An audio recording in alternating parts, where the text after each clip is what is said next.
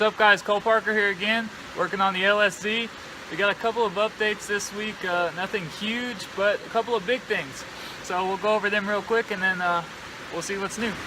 So here's the car, how it sits now. We got the radiator mocked up real quick. I got to make a mount for it, and it fits pretty well. We got the fans on the back. You can see the intercooler brackets right there. The turbo is mounted for good now. It's got the lines ran to it. I got to move the lines around, and the return line comes out the bottom and into the timing cover. An odd spot for it, but it works. So that's how it's going to be. We got a couple of the intercooler elbows lined up. We're going to have to trim the intercooler pipes a bit and make it fit. This is just an aftermarket aluminum radiator. It shouldn't be too hard to mount up. Got to get some rubber grommets or rubber bushings or something to make sure it rides smooth. But I'll make a bracket that comes out from right there onto the top of it. We got a couple of parts on the way, as in like the front bumper. We got the hood right there and the intercooler. We got hooked up the other day the fuel pressure regulator. I put it right there, right off the return rail, and then it goes back to the tank, of course. And what else did I get hooked up this way? So we got the battery relocation in the car.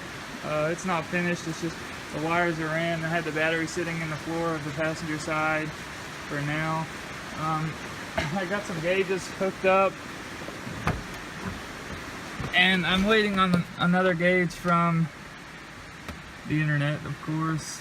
So we got water temp, oil pressure, and boost will be here soon. We'll have air fuel over here somewhere. Probably replace the factory oil pressure gauge, considering it will not work. I have this makeshift shifter right here because couldn't get enough leverage to find reverse when I was pulling it on and off of the rack. So now we can make it into the reverse. The battery relocation comes through the floor over there and goes under the carpet with the wires and into the trunk area. And that's about it for this week. We got a lot done, and more to come for sure. Hopefully I'm gonna pull the car back on the rack soon and get this intercooler mounted. It's pretty heavy. I gotta have some might weld some steel down there, bolt some steel down there. Really just sort of waiting on the bumper now to make sure it all fits right, but that's it for now. Alright, I'm going to go over a few things real quick and then let you guys go. I also wanted to show you where I tapped in for my oil feed line for the turbo. You can see it right there. They make an adapter that goes down into the oil pressure sending unit of the stock LS, but I wanted to also have an oil pressure gauge, so I got, you can't really see it, but I got an oil pressure gauge and a T, a 1/8 NPT T fitting to go into the adapter. I ran the oil feed line out of the top and then an oil pressure gauge in the other side of the T, and this of course runs down into the turbo. But that's another thing I wanted to show you.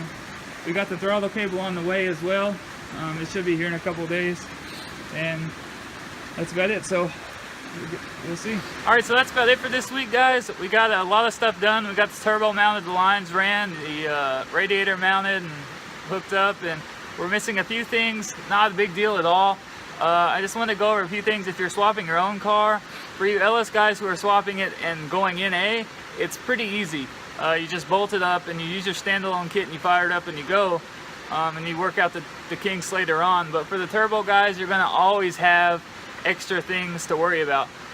So you're going to have your lines, and you're going to have your turbo, and you're going to have your piping, and you're going to have a lot of fab work you're going to have to do, but it's not too bad. Don't get discouraged or anything, but you just got to remember those things up front, that you have to get your parts here in time, make sure you're ready to go.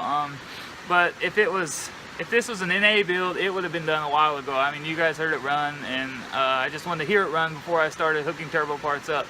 So You'll have different gauges and lines and adapters and sensors that you wouldn't have if you were going in a But I guess that's just part of it, you know, it's no big deal. So that's about it. But that's it for this week.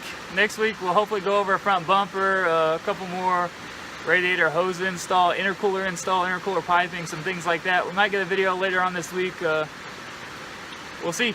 So I appreciate you guys watching. We'll talk to you next time, and we'll see you.